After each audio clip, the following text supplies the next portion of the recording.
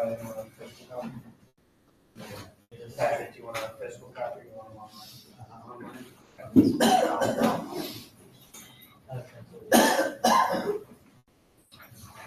Try to go together.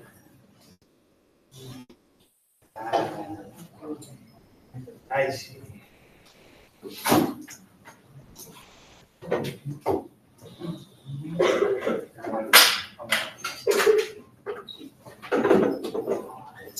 Is it published, Mr. Brown? Not yet.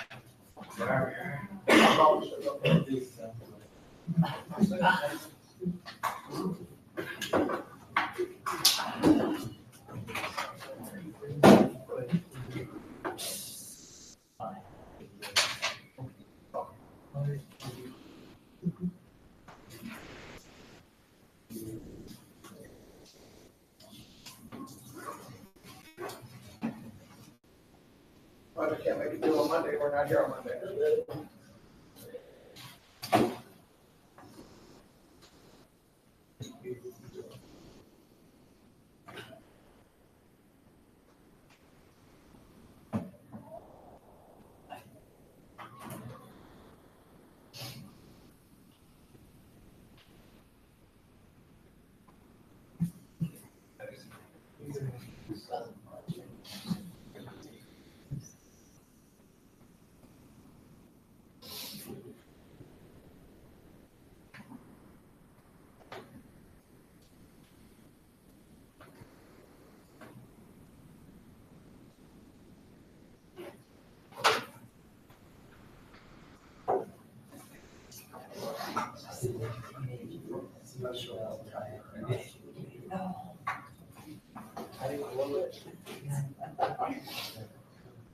Not functional, I mean, you know how to read stuff, but you don't know how to. Yeah. Okay, all right, ladies and gentlemen. Hey, what you're gonna get from this, look. Last year when you covered World War I, it was from a European standpoint. You saw how everything affected them over there. If I remember the curriculum, because it's been about 4 years since I've taught it, you guys didn't talk hardly at all about the United States and World War I, correct? It's mostly about England and Germany, right?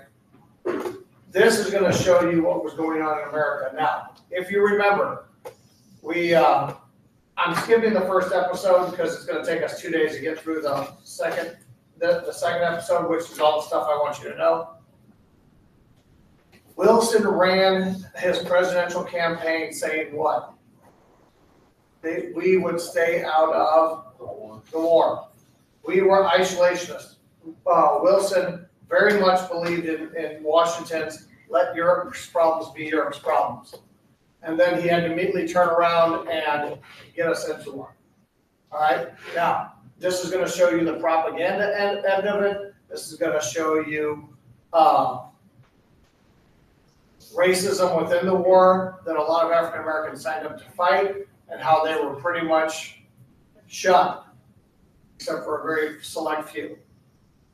And you'll see a lot. Now, here's the irony. You're also gonna see how African Americans were shunned, but yet Mexican Americans, Chinese Americans, and Native Americans were not.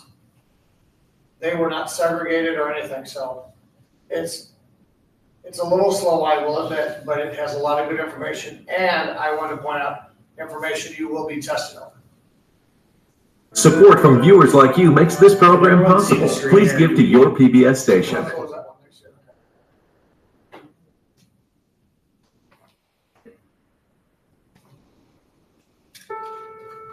Sun is starting to come out.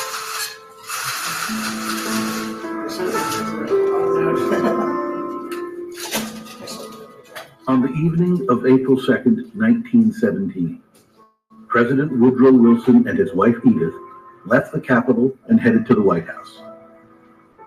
Only moments earlier, Wilson had asked Congress for a declaration of war against Germany.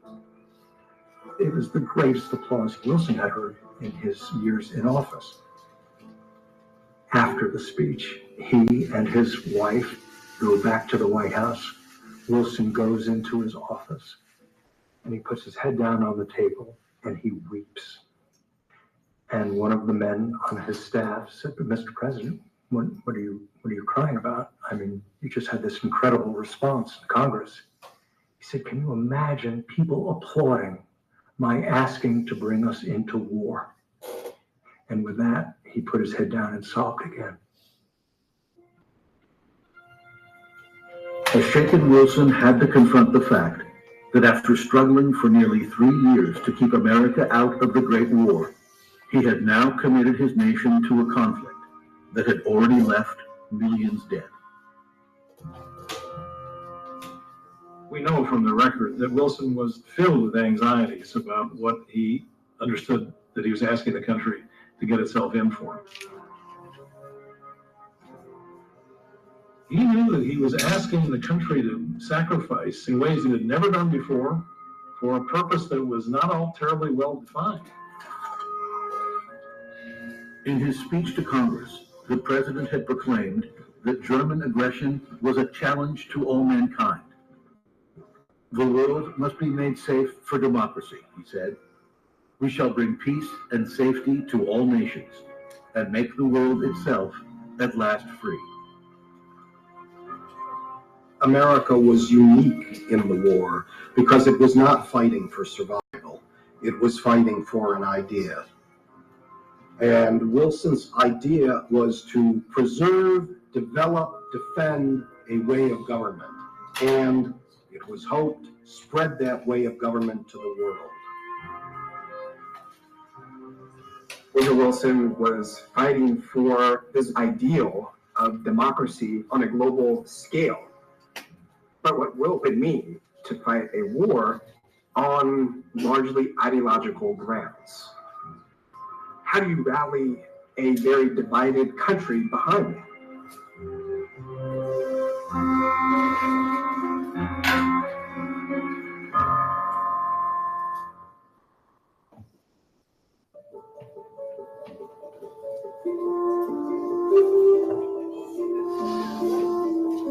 Here's your nationalism on the American side.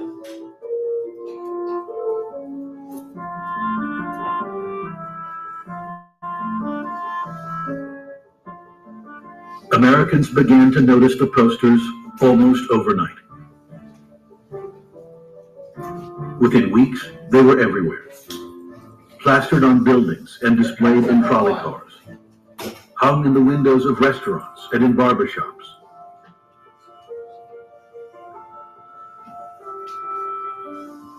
America was suddenly at war, and the message was inescapable. Loyal citizens were expected to do everything they could to support Woodrow Wilson's crusade for democracy.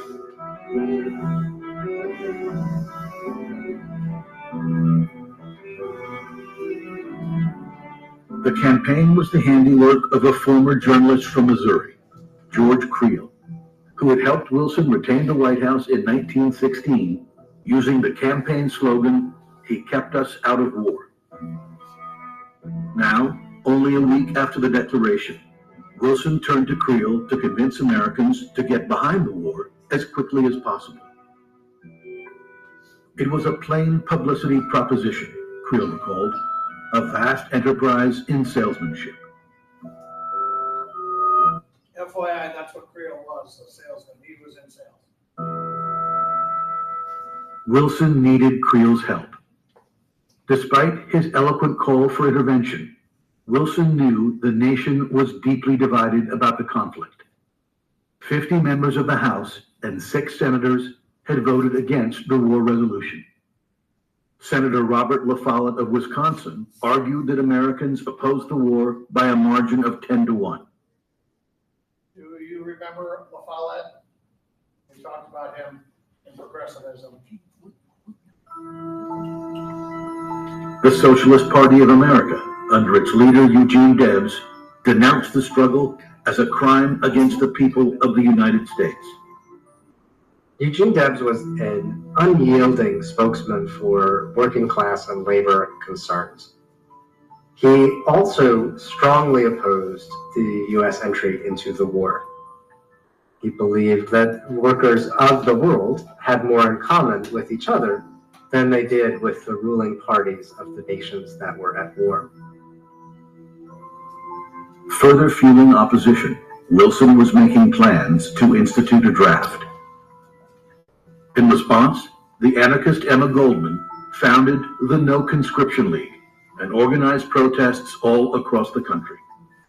The idea of the draft is very controversial. The idea that the government can call on you or call on you to give up your son to go put their life on the line is absolutely counter to the notion of American individualism or what an American democracy looks like. Facing such determined opposition, Wilson and Creel conceived of a plan to galvanize support for the war. Here comes your answer. Creel was a pioneer, you might say, in the field of public relations. And then Wilson appoints him the head of something called the Committee on Public Information, which, not Okay, that's what you want, the Committee on Public Information. put too fine a point on it, is essentially the U.S. government's agency for propaganda. They'll call it CPI. Creel was a passionate believer in the rightness of the president's cause, and he saw it as his mission to educate Americans about the war's enlightened aims. His Committee on Public Information, the CPI, began in tiny quarters, but was soon bursting at the seams. The Division of Pictorial Publicity featured posters painted by famous illustrators like Charles Dana Gibson that portrayed the war as a heroic fight for democracy and freedom.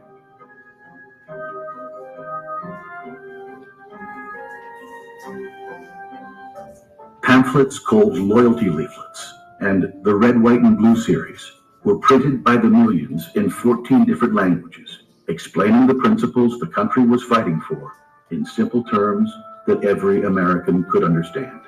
Why do you think they were in 14 different languages? Get immigrants from inside. Okay. Guys, they don't really know because the census wasn't that good back then, but they think right at the turn of the century, about 1/3 of our population was immigrant, like first generation in the country. So most people did not speak English yet, they needed it in their native tongue. Wilson is asking the American people to make the world safe for democracy. Germany had become a symbol of autocracy, of violence, See any racism in that picture? of unfreedom that needed to be destroyed. German, a gorilla in German. It was a fight for the minds of men, Creel recalled, and moral verdicts took on all the value of military decisions. Creel saw his problem as transforming the American people into one white-hot mass of enthusiasm for the war. And the CPI went from a bureaucracy of one person to an army of about 100,000 people in the space of a couple of months. Creel's propaganda campaign was a mix of inspired improvisation and disciplined commitment to the government's message. For Woodrow Wilson, however, it wasn't enough. He had long argued for a law that gave him the power to penalize disloyalty and root out subversion wherever it could be found. On June 15th, he got his wish. Congress passed the Espionage Act, an unprecedented measure that Okay, there you go. That's number 2. Top words on the screen.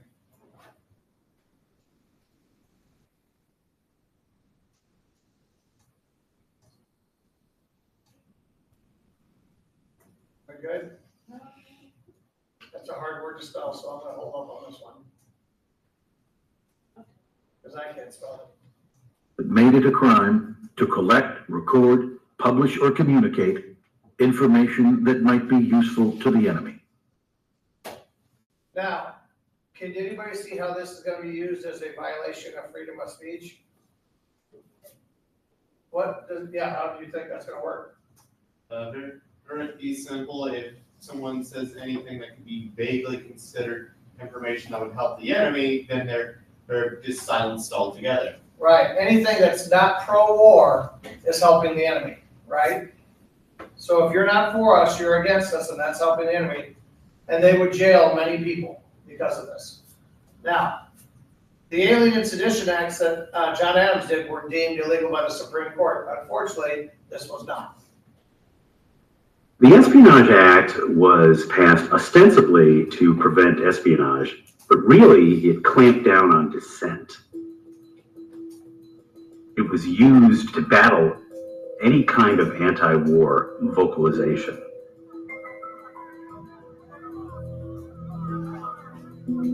Wilson was a very complicated man. On the one hand, he was a professor, he was a devotee of the Constitution. At the same time, he was a very proud, some might say egotistical man. And from the moment America entered the war, he identified the cause of the war with himself. And he absolutely would not tolerate any dissent from anybody. It's really kind of amazing how quickly the public mood changed from skepticism, reluctance, opposition to war, to big majorities were full-throatedly in favor of the war. It didn't just happen spontaneously. The government went about the business of deliberately cultivating enthusiasm for the war and deliberately suppressing any negative voices.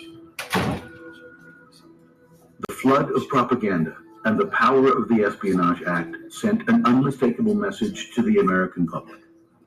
The time for open debate was over. The country was now on a war footing, and every citizen was expected to get in line.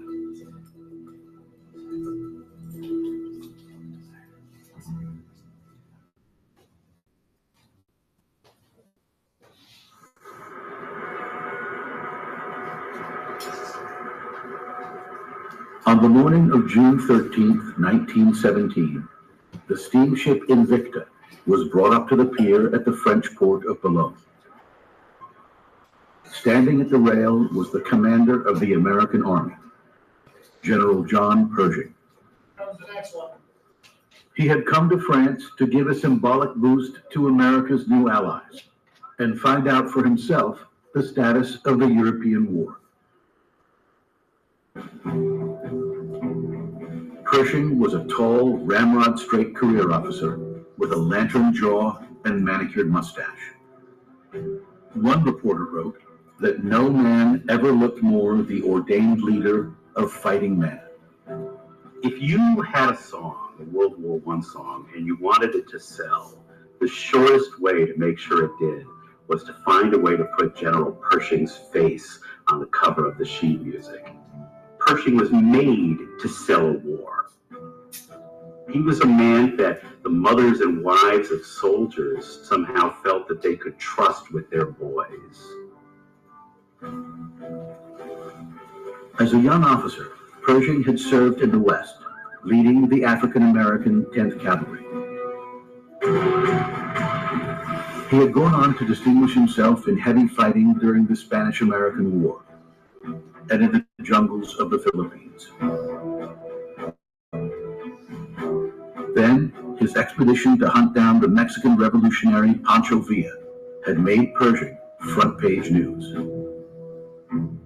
By the way, somebody who served underneath him that we're going to talk about next chapter, General George S. Patton, who was a young lieutenant during this, actually was one of the people firing on Pancho Villa. But only 2 years before his arrival in France, his world came crashing down. In August of 1915, his little girls and beautiful wife all perished in a house fire. To have your whole family wiped out in one fire is just so heartbreaking and horrific. In the consequence of such a breathtaking loss, I think he almost found solace in focusing on this extraordinary mission to win the war. Pershing was a strict disciplinarian and quick to fire subordinates who failed to measure up to his exacting standards.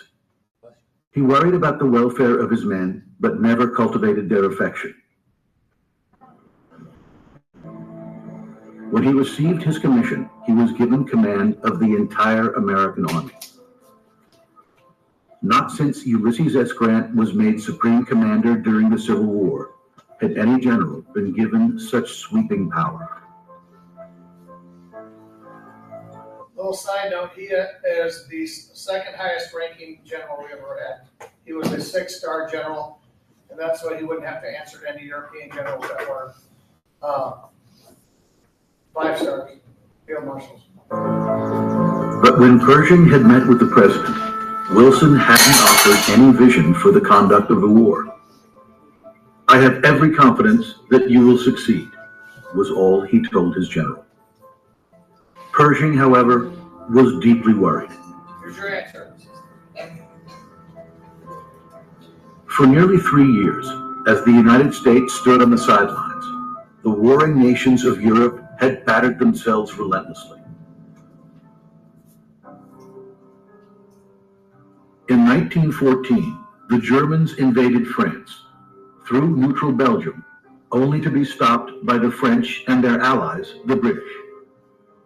Both sides dug networks of trenches that soon stretched from the English Channel to the Swiss border. Then they proceeded to hammer away at each other, gaining little ground and suffering casualties in the millions. To the east, Germany and her ally Austria-Hungary flung themselves against Russia's huge armies, and by 1917, Russia seemed on the brink of collapse. Into this continent in chaos, Pershing would have to lead his American expeditionary forces.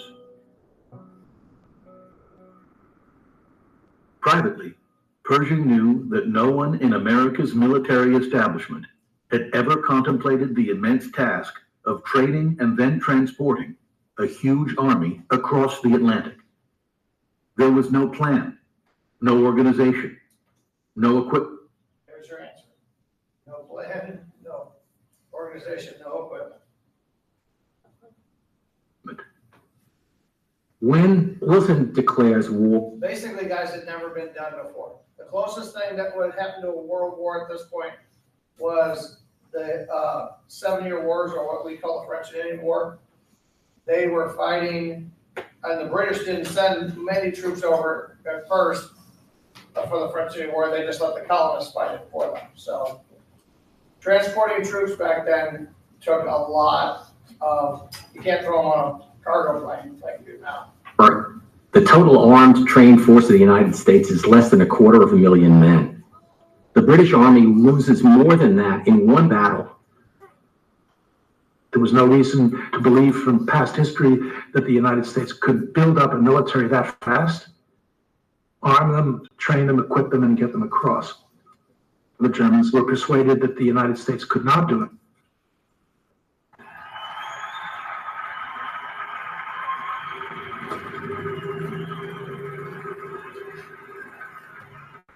When Pershing arrived in Paris, he was greeted with a tremendous outpouring of emotion from the war-weary French.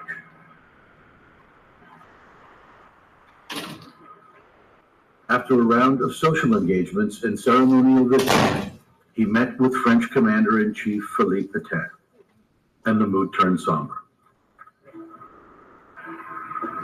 On June 16th, Pershing was taken on a tour of the front, and the magnitude of the Allies' predicament quickly became clear. Already, the French had lost nearly 1 million men. British losses approached 350,000.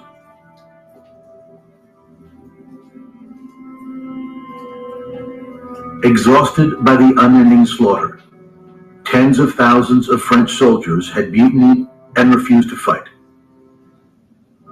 Only the execution of the ringleaders, Petain's promotion to commander-in-chief, and his assurances of better treatment for the men prevented the army from total collapse. When asked about his strategy, all Pétain would say was, "I am waiting for the Americans." With their own armies on the brink of collapse, French and British officers argued that without Pershing's troops, the war would be lost.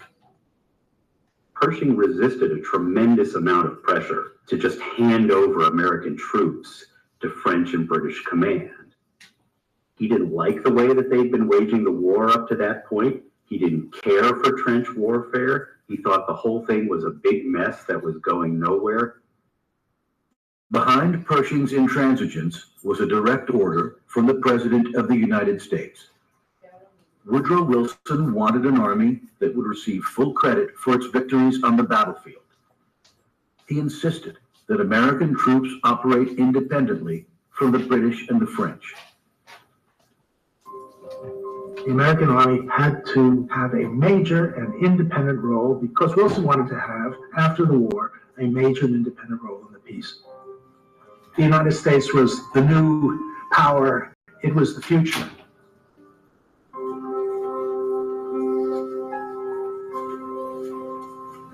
As his tour of the front lines came to an end, Pershing dispatched a cable that sent shockwaves through Washington. He believed he would need 1 million men in France, perhaps as many as 3 million. And he estimated it would take almost a year to get them there. As he pondered the harsh realities of the war on the Western Front and the immense challenge of bringing American troops to the battlefield, Pershing was reminded of what Pétain had said when he first arrived. "I hope it is not too late."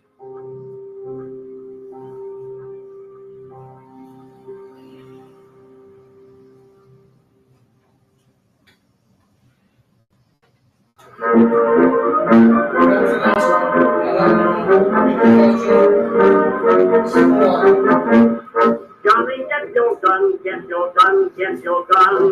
Take it on the run, on the run, on the run. Hear them calling you and me. This song is pure propaganda and pure nationalism. Please understand that. Every son of liberty. The song Over There quickly became the anthem of the war. It was a very important part of Americans making peace with the fact that they had to go to war. Make your mother proud of you and the old red, white, and blue. Over there, over there. Spread the word over there.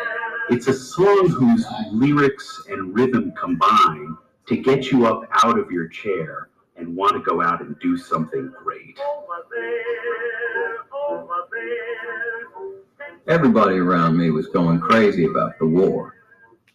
I had as bad This is from a biography of a soldier who fought. a case of war fever as the next fellow. Worse, probably. Because when America went into the war, I'd made up my mind that for once, I was going to do the same thing everybody else was doing.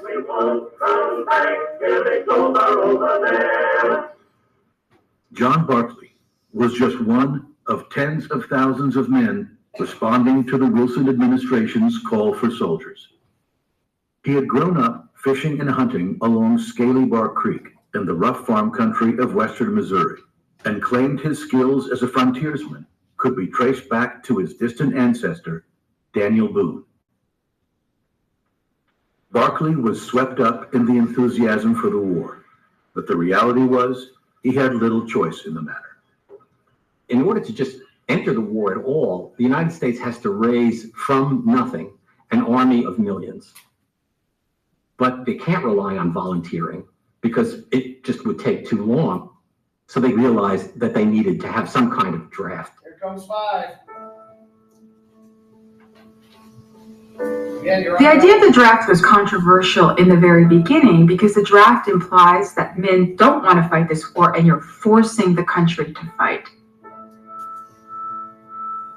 There had only been a draft one prior time in American history, the Civil War, and it did not go well. There were anti-draft riots in the North during the Civil War. Wilson was very self-conscious about that. Wilson has a big sales job that he has to make about conscription. And so he doesn't call it conscription and he doesn't call it the draft. What does he call it? He calls it selective service. Wilson's plan was designed to tap into the nation's spirit of volunteerism Men like Barclay were urged to register, and the government would then select who would serve and who would remain exempt. The whole system traded on the idea that we, the government, are simply facilitating volunteering. Everybody get that?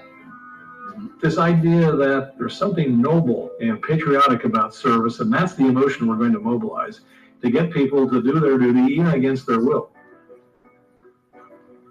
Even though the government is reaching in and pulling Johnny out of the living room and putting him into uniform, it seems like they had volunteered to be drafted. On June 5th, 1917, 9.5 million American men, from Cedar Rapids, Iowa, to Great Falls, Minnesota, from Bedford-Stuyvesant in Brooklyn to San Francisco's Chinatown, marched into city halls and county courthouses to register for the draft. All right, now here comes the, what? Oh. And here comes the next one, now. Each man filled out a registration card, noting his occupation and his place of birth.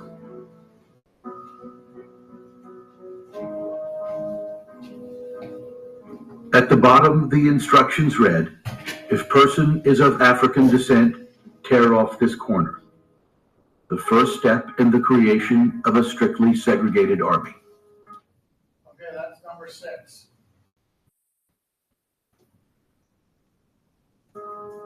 African-American troops were very explicitly seen as a problem. That's how they were described by the War Department, the problem of Black officers. The senator from... And the black soldiers don't have much of a chance because Wilson is incredibly racist, and Pershing, after the Spanish-American War, saw African-American soldiers as very limited. I won't go and say he's a full-blown racist, but he definitely has some prejudgment, so you make your own call. Mississippi, I think correctly, says, once you draft a Negro man and give him a gun and tell him to fight with it, it's one short step for him thinking that he should fight for his rights at home. Although millions registered, not everyone agreed to serve in the new American Army. On his draft card, under the question, "Do you claim exemption from the draft?" Alvin C. York wrote, "Yes, don't want to fight." All right, hey, just so you know, Alvin York was the most highly decorated soldier in World War I. He was not given one Congressional Medal of Honor, but he was given 2. Now, most people don't get the Congressional Medal of Honor unless they are dead. I mean, it's very rare that somebody alive gets it. And when it does happen, it's amazing. He was, his religious beliefs told him that he should not go fight. He finally got to a place where he was okay with it. He was going to basically go to jail. But a pastor friend of his talked to him. He ends up taking out a whole German division by himself. He went up over through no man's land, took out machine gunners, and then captured a whole division by himself. The trenches made it possible because they couldn't get to him. It's a rather unique thing that will never happen again. But a whole division, and saved his platoon. Another man was even more direct, asserting that war was murder. In the end, 64,000 men claimed exemptions as conscientious objectors. More than 3 million others, known as slackers, evaded the call to arms altogether. So when you hear the term slacker, that actually meant to me that you were not doing your The responsibility as a resistance soldier. did nothing to stop the Wilson administration's Not a good plans. thing. On July 20th, a crowd of dignitaries and journalists filled a hearing room in the Senate office building. As the newsreel cameras rolled, the first draft of the Great War began. This is how we did it throughout Vietnam. By the end of the day, more than 680,000 men had been selected.